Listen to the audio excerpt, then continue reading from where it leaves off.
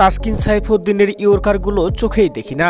তাদের অসাধারণ বোলিংয়ের কারণে আমরা ম্যাচটা আজ হেরে গেছি। ম্যাচ হেরে একই বললেন জিম্বাবুয়ের ক্যাপ্টেন সিকান্দার রাজা। দর্শক, বিশ্বকাপকে সামনে রেখে জিম্বাবুয়ের বিপক্ষে প্রথম টি-20 ম্যাচে বাজিমাত করছে বাংলাদেশি পেসাররা, যেখানে তাসকিন সাইফুদ্দিনের ইয়র্কারগুলো ছিল চোখে দেখার মতো। এখানে এদিন তাসকিন আহমেদ 14 রানে 3 উইকেট এবং সাইফুদ্দিন 15 রানে 3 উইকেট তুলে নিয়েছেন।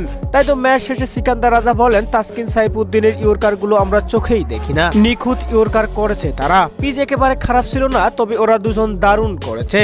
আমাদের দুজন ব্যাটসম্যান যখন জুটি ধরেছিল তখন ভালো অবস্থায় ছিলাম আমরা, তবে ওরা দুজন এসে আমাদের সফল হতে দেয়নি। এছাড়া তাদের আজ ব্যাটিং লাইন আপও বেশ ভালোই ছিল, তারা আজ দুর্দান্ত ব্যাটিং করে। এখানে তাদের হয়ে আজ তানজিন তামিম দারুণ ব্যাটিং করেছে।